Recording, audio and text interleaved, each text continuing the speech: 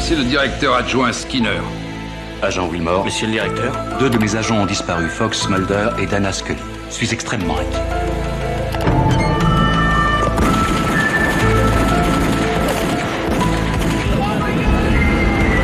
X-Files, la vérité sur PlayStation.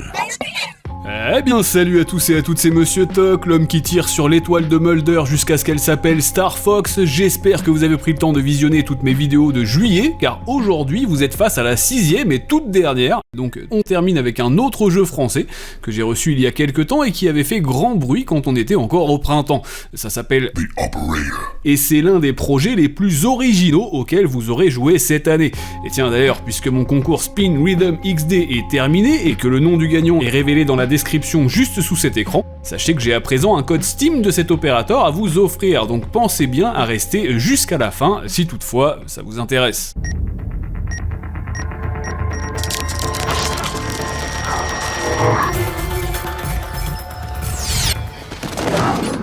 Alors, si jamais vous n'avez pas lu ma preview du jeu sur mon site au mois de mai dernier, sachez que vous êtes face ici à un jeu narratif à la Her Story, vendu à peine 13€ et n'ayant aucune intention de se faire passer pour ce qu'il n'est pas. Nonobstant, il est important de noter que l'on doit ce projet à un jeune développeur bien de chez nous, à savoir Bastien Giaferi, dont vous connaissez peut-être déjà le travail puisqu'il a bossé avec Bandai Namco sur le jeu Memories Retold, sorti en 2018, puis sur Row 96, Route 96, paru pour sa part en 2021.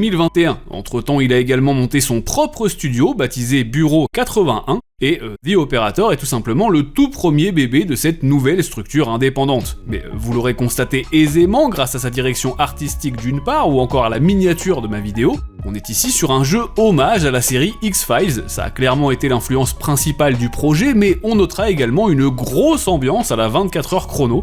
Donc si vous avez toujours rêvé d'incarner Chloé O'Brien, c'est l'occasion, sans oublier que le personnage principal ne s'appelle certes pas Jack Bauer, mais bien Tanner, tout comme le héros du jeu vidéo Driver. Une esthétique et un cachet estampillé 90s donc, qui font plaisir à voir, et surtout qui transpirent l'amour passionnel par toutes les touches d'un Minitel. On s'y croirait vraiment alors que vous comme moi, normalement on n'a jamais bossé au FBI auparavant, hein. Enfin, FDI, pardon. Ouais, non, faut bien faire la distinction effectivement, parce que sinon, tu vas voir, j'en connais qui vont s'énerver. Fouilleurs de blondes impudiques.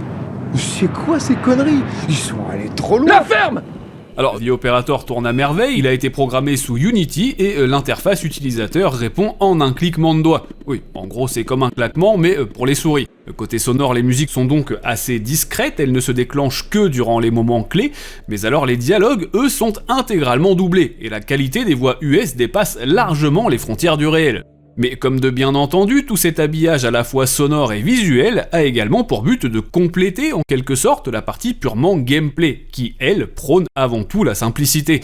Ouvrir des fichiers en lecture seule, écouter des enregistrements audio, faire face à des choix de dialogue, taper des commandes dans la console, en soi rien d'extraordinaire, hein, on est d'accord, mais c'est pas pour autant que le jeu nous met une disquette non plus.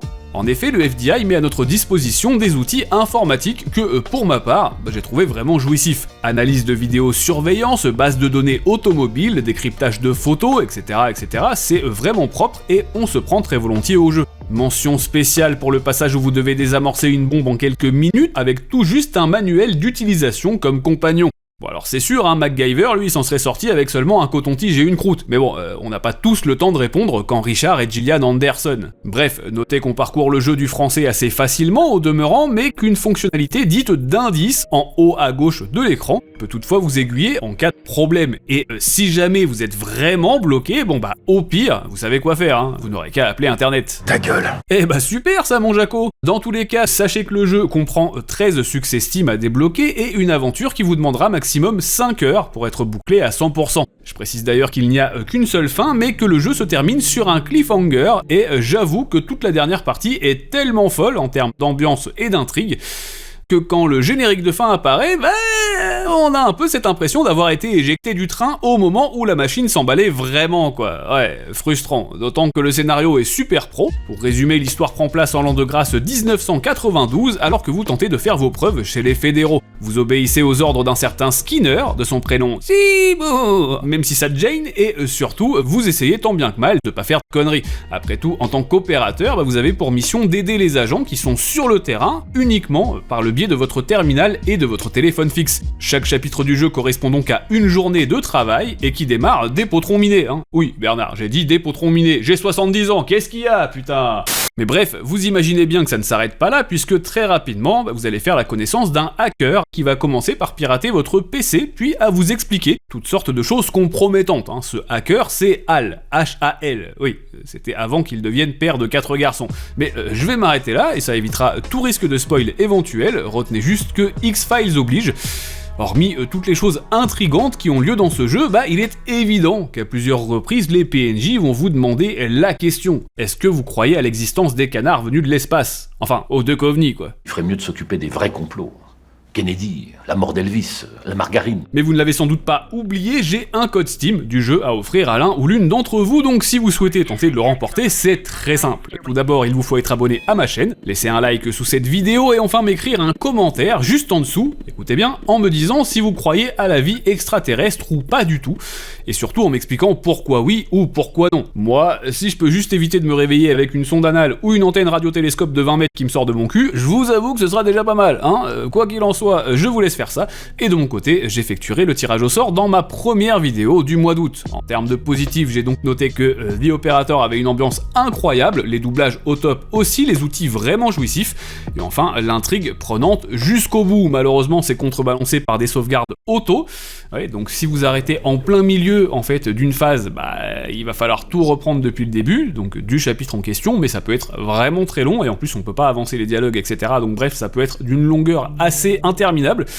Et malheureusement, la fin expéditive, je vous le disais, on est vraiment pris dans le truc, et au moment où ça s'emballe vraiment, on a un petit peu ce sentiment de « Ah bah non, en fait c'est fini ». Bon, voilà. J'espère donc que vous aurez passé un agréable moment en ma compagnie, les réseaux sociaux, l'abonnement, le partage, le like, bref, vous connaissez la chanson, c'est vous les patrons. De mon côté, je vous dis à très bientôt, mais d'ici là, jouez bien, amusez-vous bien, et à très vite. You will answer my questions as usual. 1 for yes, 2 for no. Do you understand? Do you believe in extraterrestrial life? Are you currently restrained? Are you married?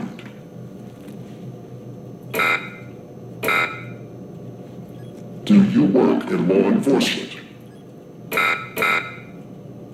Do you know who I am?